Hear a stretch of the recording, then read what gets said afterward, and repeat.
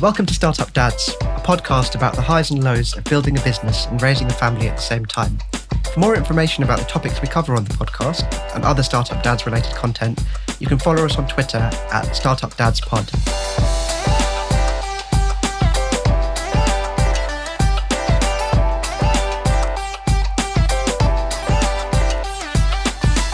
I'm Amrit, co-founder of Hyperexponential, a tech startup that I co-founded in 2017. It's grown from a two-person team working out of my kitchen to a profitable business with several large clients and more than 20 team members across London and Europe. I'm also dad to Evie, my first child, who was born last December. Welcome to this week's episode of Startup Dads. It's actually Startup Mums this week, and I'm delighted to welcome Rosemary Francis to the show. Hi, Rosemary. Hello, Amrit. Great to have you on the show. So, Rosemary, let's open with the usual question. What makes you a startup mum? Well, I founded my company, Ellexus, about 10 years ago. And after founding the company, I had two children, two little girls. Ellexus has been acquired now, but it was the IO profiling company. We make tools to help people understand the way they're accessing data in supercomputer systems. So supercomputers are used for a huge number of critical aspects of modern life. Weather forecasts run on supercomputers. They're used for designing Formula One cars, for designing and testing aeroplanes, for designing microchips, as well as doing oil and gas exploration. Really anything that involves a large scientific simulation where simulating it, no matter how big and expensive that is still a lot cheaper and quicker than doing it in real life. And we made tools to help people understand the way they're accessing data, and so they can understand when they have performance problems, exactly what's going on, and triage and troubleshoot those things really quickly. The company really came out of my experiences as a semiconductor engineer. So I originally founded Ellexus to solve problems specifically in the semiconductor industry, where not only do we use very complex supercomputers to run all of the applications needed to design a microchip and take it to market, but also the complexity of the way all of those tools fit together is really unique in that industry, but not necessarily that different from other problems in the high performance computing sector. So we soon expanded to solving very similar problems in life sciences, oil and gas, and general sort of high performance computing, things like astronomy data or design data. That is super cool. That is definitely one of the coolest startup things. We don't hear much about optimizing high performance computers to solve like wicked problems like that, wicked in both senses of the word, very often. So I suppose I'm super interested in picking up on what your life was transitioning, maybe before the mum bit came along. You had a great top tier academic career, and then you set up a startup early in your career. So how did that go? And I suppose what were the real surprises and unexpected highs and lows of going from research into building a really successful, really fast growing business? Well, it wasn't so much of a transition, actually. I did my PhD in the computer lab in Cambridge, now called the Computer Science Department, and a huge number of undergraduates and graduates from there go on to start their own tech companies. There's a big plaque in the entrance, which is an ever-increasing kind of hall of fame. And the business course lectures are a very important part of the third year of the course. So it's very much expected that a large number of people will go on to start a company. I very much counted myself among one of those. I switched from maths to computer science because I thought the careers available to me as a computer scientist were more interesting from a business point of view. So it has always been kind of in my roadmap. It's always been what I expected to do. Obviously, the kind of the exact, the when and the how and the what, I didn't always have in mind. When I left my PhD, I was sort of umming and ahhing about different business ideas and so on. There wasn't anything so compelling. I felt the need to do it. But equally, it was in 2009, there was the big financial crisis.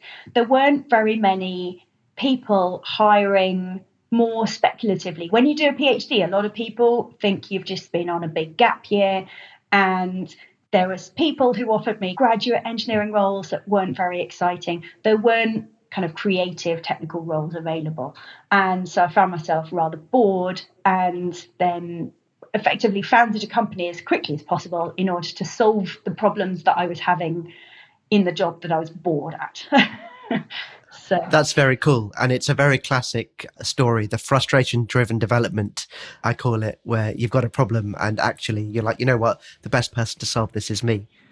yes, certainly. Cool. So then maybe we can zoom forward a little bit. Really interested to know, when did kids and family life intersect with Ellexus, and yeah, what were the things, the biggest impacts you felt when that happened? Well, obviously that was a huge change to the business, and the business was just taking off and rapidly expanding just as I became pregnant with my first child. When I started the business, I wasn't thinking about having children. I didn't really think more than kind of 12 months ahead. I certainly didn't think I'd be running the company 10 years later. So I didn't in any way think through the impact of having children as a CEO. And although I had co-founders, they didn't work full time in the business. I was the CEO, the CTO, the head of sales, and the engineering manager when I fell pregnant with my eldest. So that was a bit of a crisis. The business was making money, at least, and so I could at least draw a salary, and that gives you a certain freedom. But yeah, there was a certain amount of panic that set in when I realised the enormity of the task ahead. And I got some very good advice. Some people, rather dismissive, say, "Oh, this will be so good for the business because it'll force you to step back and trust other people to get things done." And that certainly is true. But at the same time, I had to hand over the reins to people who weren't ready. I hired an assistant, which was such a good idea. I do not know what would have happened if I hadn't done that. In fact, the assistant I hired handed in her notice 4 weeks after I gave birth. So it could have gone better. Wow. And she handed in her notice 45 minutes after one of our senior engineers handed in his Oh, notice. God. I'd been back at work a week after having my daughter. I'd only had 3 weeks at home. And when they both handed in their notice, I just sat in the canteen, phoned a friend, and I was like, "Come and eat cake with me." I can't do anything else today. So there were definitely a lot of low points. And when I had my second child, I arranged to take more time off, but was also able to, because by that point I'd grown the team more. I'd hired an engineering manager. I hired someone to be an account manager. So there was someone picking up the phone. There was someone keeping an eye out as to what the developers were doing. And so at that point, I was able to take a bit more time off. Not a lot. I mean, I still went back after 8 weeks, but it was more time than the first time round. That's amazing. I mean, that is absolutely amazing. I suppose looking back on it now, what can you ascribe to the things that you did to make it work? Because that's not a long amount of time. And your business was very successful, right? It was material revenues, serious multinational clients. So I imagine, you know, my experience from large multinational clients is that they're generally reasonably demanding and reasonably unforgiving. So can you look back on things that, you know, worked really well that you may not have thought about at the time? So, I mean, some things worked well, some things didn't. Actually, when I was pregnant with my second child, I had a lot of joint problems and I couldn't walk properly. I was in so much pain, even when I wasn't walking, that I was really just not there. I was in the office, but I wasn't making any good decisions. And the business suffered as a result. In terms of the customers, yeah, as you say, I had international customers paying a lot of money for our software. And so the demand to be always available was there, but we kind of manage expectations. Actually, you build up such a close relationship with the customers. They all kind of emailed and asked about the baby and and so on. They weren't quite as unforgiving as you might imagine. But yeah, there was just a case of just kind of get your head down and get on with it. I was very fortunate in that when I had my first child, my husband was able to take shared parental leave, which was brand new at the time. We had to do a lot of educating people who just, quite frankly, didn't believe that it was possible for a dad to take time off. And it was awful being up all night feeding the baby and then having to go and work in the office and respond to customer problems, to staff problems, and to concentrate on trying to grow the business. So I think in hindsight, perhaps I shouldn't have been so ambitious. Maybe it would have been good just to just to plateau for a bit, just aim for that. But I was very ambitious, and I did at least try to grow the business still. And that did have enormous health impact, and it really has taken me years to recover from going back to work so quickly. I wouldn't recommend it to anyone. If it's at all possible, take as much time off as you can. So I guess mums especially are under enormous pressure to do the right thing where the right thing isn't defined. And knowing that I went back to work straight away, a lot of mums who took the full year off feel the need to justify it to me as if they've taken the easy option or something like that. And I absolutely do not think that. If I'd have had the opportunity to take a year off, I absolutely would. That's such a fantastic insight about the fact that the right thing is not well defined. There are lots of variables and time horizons and axes that you have to optimize along. As a parent and a founder, you can only make the best call at a given time with the information you have and the resources you have available to you. I think that's absolutely heroic that you managed to do that. And, I'm interested to know, Rosemary, about if you could go back in time and maybe, notwithstanding time, are there things you would have done differently structurally with the business to prepare or to put the business in a position that would have given you more flexibility or freedom to take the time? That's a very tricky one, isn't it? Because obviously I would love to go back in time and just not do all the things that didn't work out. If I knew in advance, for example, when I was pregnant the first time round, I had the flu, and without properly recovering from the flu, I went to a conference where I was so ill, I just couldn't get out of bed and nearly ended up in hospital. Oh, God. And it took so long to recover, and that was miserable. And I didn't get any leads from the conference, complete waste of time. Of course, I would like to just go back in time and say, don't go. On the other hand, just 12 weeks after having my daughter, when I was still breastfeeding, I boarded a plane to go to Houston for the day. So obviously 3 days away by the time you've been on the flight for a day each way. And that was how I broke into the oil and gas industry. It led to quite significant growth of the company. I mean, worth it is a difficult thing because it came at a huge cost. I didn't want to leave the baby when she was so little and took huge amounts of energy. But on the other hand, was really significant, and maybe the business wouldn't be where it is today had I not done that. So yes, I would love to go back and get rid of all the stuff that didn't work, but you just never know what works and what doesn't work. I mean, I did the second time round, I was just a lot more relaxed about if I was feeling unwell, then I just stayed at home. And I took a lot more time off, just took everything a bit more slowly, and therefore was able to recover more quickly and get back into the business and be more effective as a result. So I would say and this is a case, this was long before I was a mum, I would work too hard, make myself ill, and then regret it. And so mostly what I've learned is that I should stop sooner and give myself time to recover and then be more effective when I come back. I can totally relate to that. I think my co-founder is very good at saying, Amrit, you run yourself into the ground and then you recover and then you forget that you ran yourself into the ground and you do it again. As you say that, I don't know if it's a characteristic of founders and people who, are inevitably going to, it's highly correlated or causative. I don't know. But it definitely seems to be something that I hear and see in a lot of founders. I think as an entrepreneur, if you're aware of your own limitations, you'd never get anything done. Because, of course, when I started my company, I didn't know how to run a company.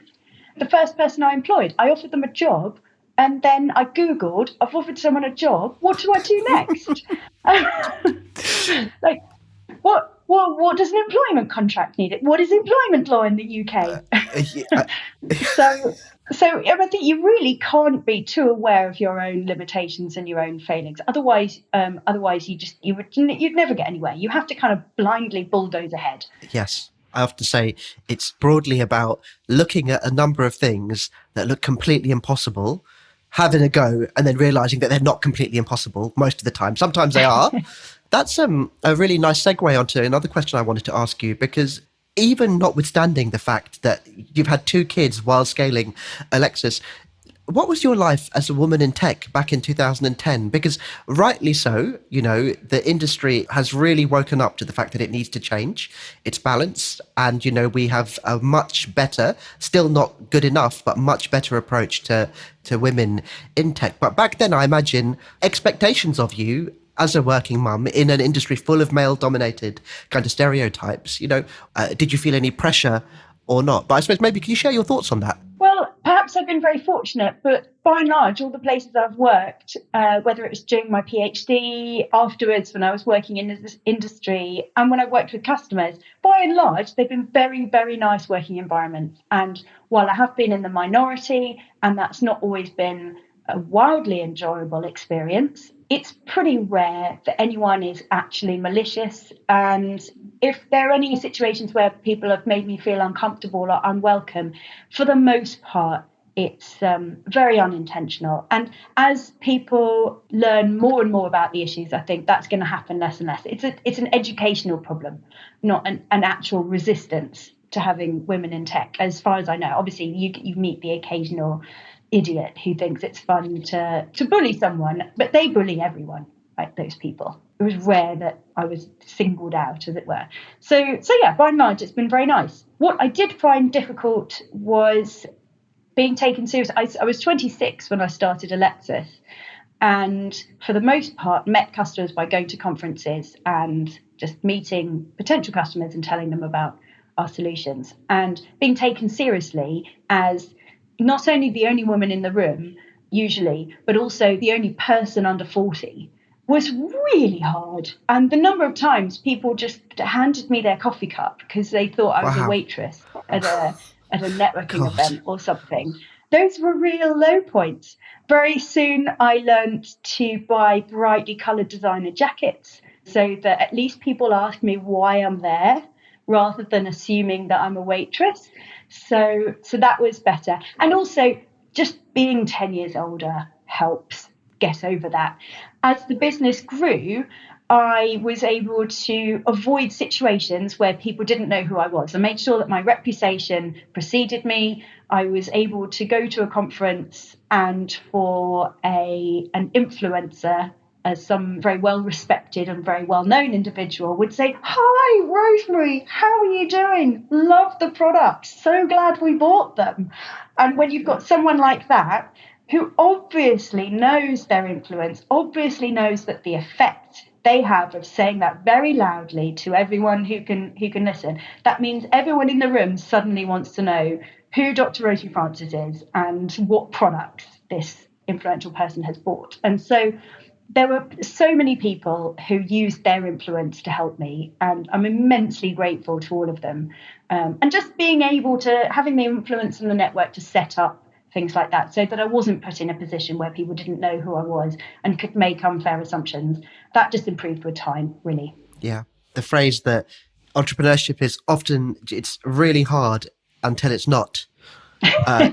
It's one of those funny things that I suppose you're being very modest. It probably kind of belies the persistence that's required to do that and the planning and kind of strategic approach you've got to take, actually, the thoughtful approach that you had to take that probably guys wouldn't have had to do, because the default assumption is probably not that they're serving the coffee, which sounds ludicrous, doesn't it? But like you say, back then maybe that was that was the, unfortunately, the state of affairs. So maybe I can ask you now, you've got two daughters, you've clearly achieved huge amounts, and you set the standards in many ways for what a business leader can look like, irrespective of gender. But what's your perspective on the state of women in STEM now, and the world that you see for your daughters growing up if they decide to follow in your footsteps? Because if you look in the news, and I suppose this is probably testament to social media, you can pick whichever view you want. You can say it's still terrible and it's not going to go anywhere, it's great and it's much better, or the jury is still out. So I'm interested in your kind of perspective, I suppose.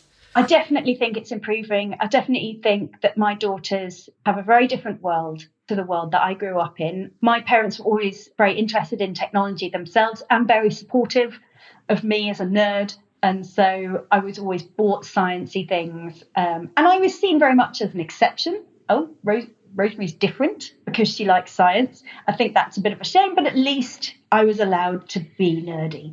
Growing up, I think my girls don't have to be different. there isn't so much of an assumption that being a girl and being sciencey or engineeringly minded are mutually exclusive. And I still think we're not there yet. My girls like pink pretty dresses, and that's seen as being mutually exclusive to enjoying Lego, but it's not at all. There's no reason why you can't wear a princess outfit or a fairy outfit while constructing a death laser out of Lego, which my daughters do all the time. I mean, why wouldn't you dress appropriately for your death laser construction? That's great. So obviously having sciencey parents, they're very lucky in that they get a wide range of kind of arts and sciences education. One thing that is endlessly distressing, and I think this is going to affect the world for a very, very long time, is this pandemic has really highlighted the difference between the haves and the have-nots.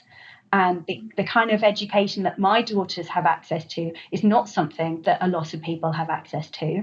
I think there is a huge gap between girls who are empowered to adopt STEM and girls who are still in a world where STEM is not for them and they don't have access to that information. A lot of that is changing attitudes in schools. The Raspberry Pi Foundation has just the impact they have on children and young people and educators is absolutely astonishing. So I'm a supporter of the foundation.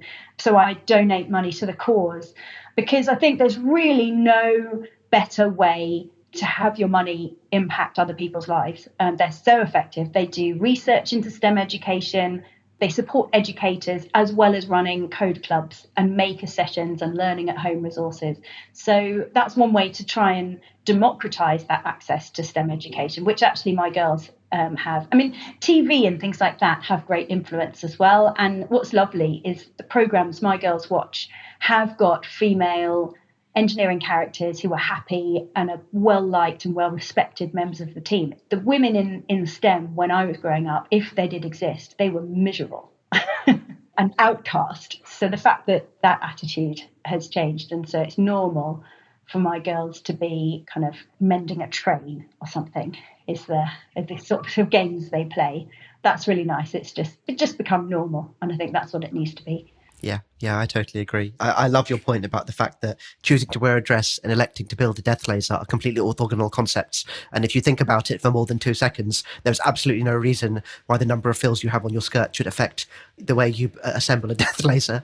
That is going to stick with me, and I'm going to use that example with my little girl, who definitely in a similar way dismantles most of my equipment while wearing a variety of different clothes, composed in a completely random way that she's chosen herself because she's 20 months old, that thinks that you should put shorts on your head, which is awesome too. Yeah. Amazing. So I'd like to maybe zoom forward a little bit now, because you built Ellexus, you built an amazing business, a business of significant value, and you had the chance to and decided to sell it to Altair. Can you talk to me a little bit about the opportunity that came up and the factors that drove your choice? And maybe we could talk a little bit about how maybe family life intersected there. Yeah, Ellexus was acquired by Altair a year ago, so we are very much part of the Altair family now. The decision to be acquired, obviously, there were many, many factors. After running Ellexus for 10 years and building up the company, I was looking to the next challenge. Kind of got Ellexus to the point where I knew how to run that business. With the business model we had, we were selling direct mostly, and I was still very much a central part of that sales process. And that's just not scalable. So we definitely see the acquisition as an evolution of the technology. So just taking the technology and taking it to a much wider audience. Altair was a great choice for acquisition because our products sit alongside other HPC offerings at Altair and are very complementary, looking at integrating those tools, not just to work together better rather than coexist, but also what we can add now we're all one team. There's the kind of 1 + 1 = 5 approach where we can build so much more. Now we've got 2 pieces of a puzzle to put together and cooperate. So that's very exciting from a technology standpoint. It's also very exciting to work with a worldwide sales team. And it's also really important that Altair has got the culture that will allow my team to kind of continue to operate in the way that we enjoy working. I didn't want to kind of break the collaborative atmosphere that we have, and Altair is very much the same in that mutual respect, very collaborative way of working. But also I wanted to make sure that there is the room in the company for me to make a difference to the company and actually grow my career. So I'm still the owner of our products. I'm still very excited about the directions we can take the technology, obviously with the new opportunities that have been opened up by our parent company. But I've also taken on a role as chief scientist to kind of widen my view and work more strategically across our HPC or supercomputing product range. So that's pretty exciting. And I think Altair is a pretty unique company in that the founder and CEO is still in control of the company. It's a large organization with 3,000 employees around the world, NASDAQ listed, but it's still an organization where you can just talk to people. There isn't that sort of big company atmosphere where you're kind of an ant lost in the wilderness. It's still almost got that kind of startup feeling for a lot of what we do.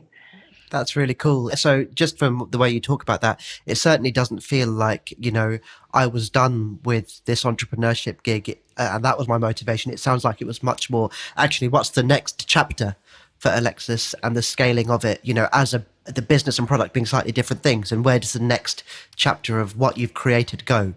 Is that fair?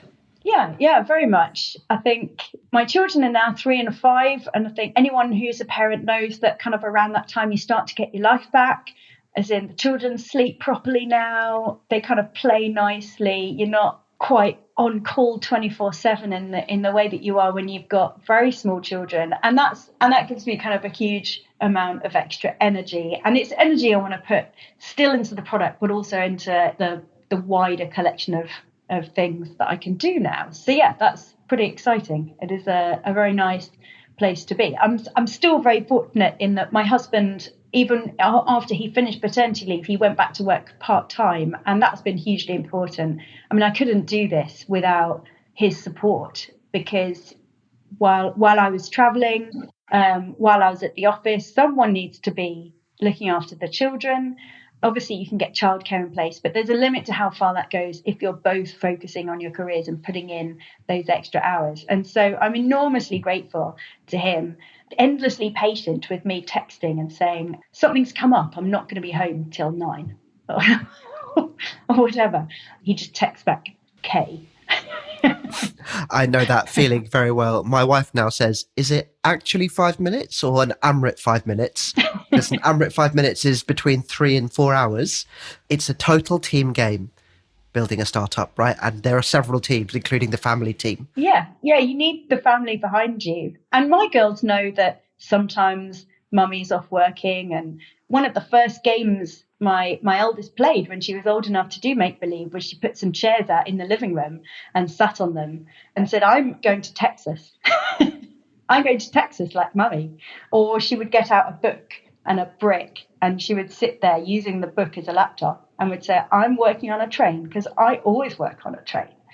So you do see yourself reflected in the children, and you do need their cooperation as well. For sure. I mean, I think that's an inspiring story, actually, to hear. You want your children to see, that's what my mummy does, right? She goes and she makes great things and she works hard. You don't want to do any sort of Shakespearean interpretation of your children's actions over an analysis, but it's great. I often talk about this as I want Evie, I want her to see me building things and making things and to understand that, yeah, I do work very hard, but I'm doing this to make great things, and I think it's a really cool thing to see. I hope Evie does the same thing at some point. She already is very good at discerning all the gadgets that I have. It's terrifying. She's 20 months old, and iPad is definitely a word that I didn't expect her to have in her vocabulary, but that's probably my fault entirely. I mean, they pick up on anything you talk about. It's nice to hear my girls'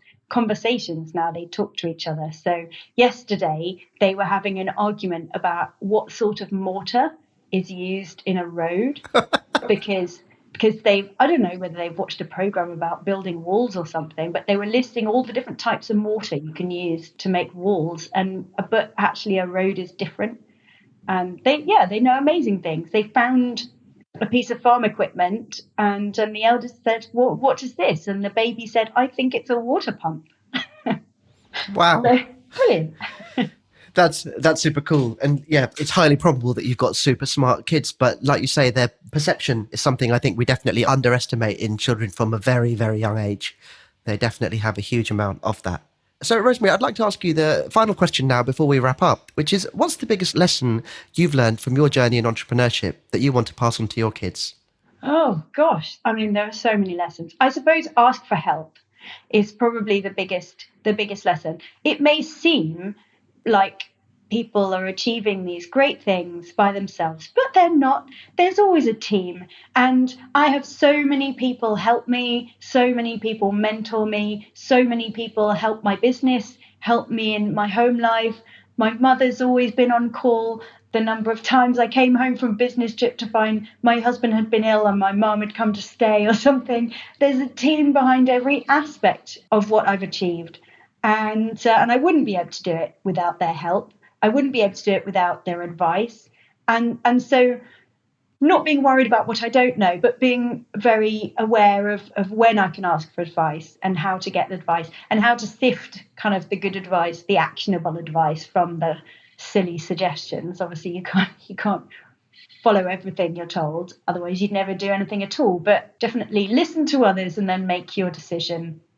That's about a million things I've just said, but No, I think that's awesome. I totally agree. It's actually a really common theme. Occasionally when I guest on other podcasts and people ask me, what's the lesson?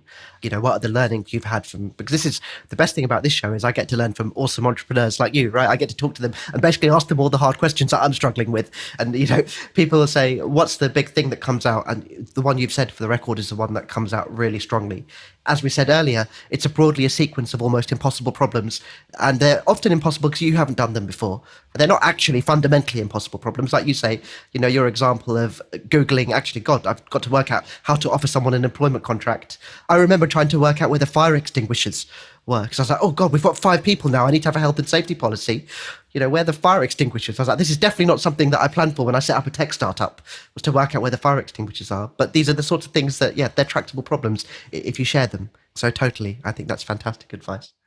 Well, Rosemary, your story is just unbelievably inspiring. And you're like lots of people I talk to on this show who do these ridiculously hard things and you make it sound like it's reasonably obvious. So that's the ultimate compliment I can pay you. We like to wrap up with a section called Startup Shoutouts, where we shine a light on someone or some people in the kind of startup entrepreneurial world that we admire. Startup Shoutouts. Is there anyone that comes to mind for you, Rosemary, that you'd like to give a shout out to?